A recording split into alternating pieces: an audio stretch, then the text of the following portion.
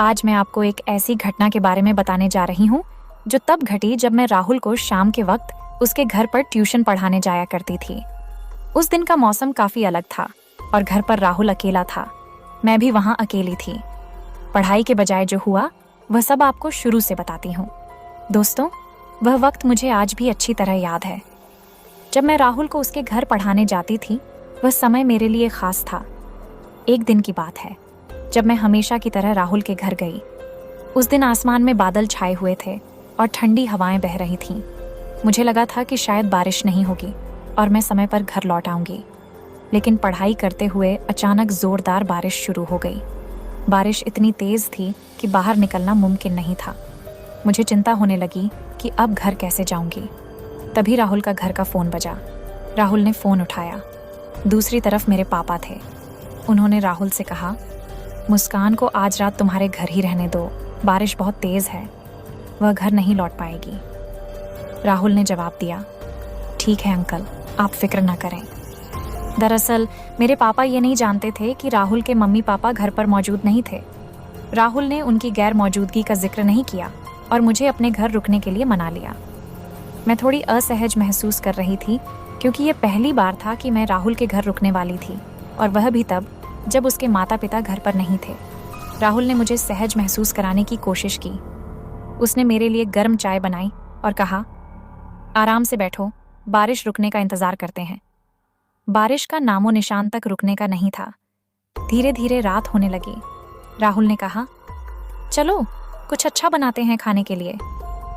वह किचन में गया और नूडल्स बनाए। हमने मिलकर नूडल्स खाए और बहुत सारी बातें की। उस रात हम दोनों ने अपने बचपन के किस्से, स्कूल की यादें और सपनों के बारे में बातें की। राहुल ने कहा, चलो कुछ खेलते हैं। उसने लूडो का बोर्ड निकाला और हम खेलने लगे। खेलते खेलते हमारी मस्ती और हंसी बढ़ने लगी।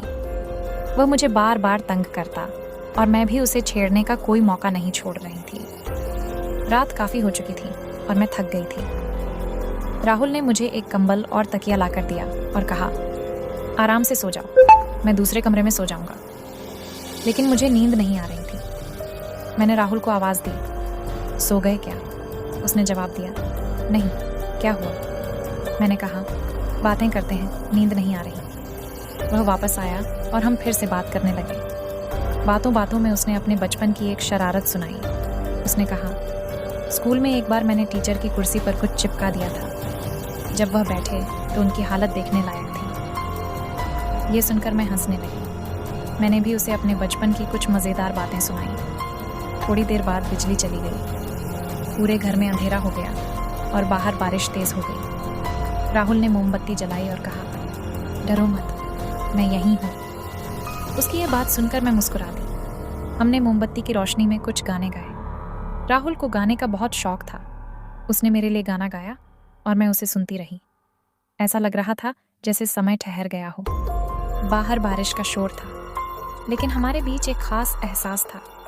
राहुल ने मुझसे पूछा, मुस्कान, तुम्हारा सपना क्या है? मैंने कहा, मैं अपने माता पिता का नाम रोशन करना चाहती हूँ।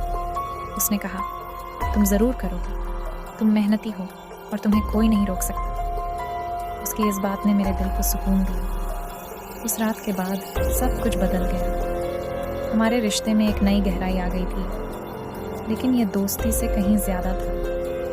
राहुल और मेरी कहानी उसी बारिश वाली रात से शुरू हुई।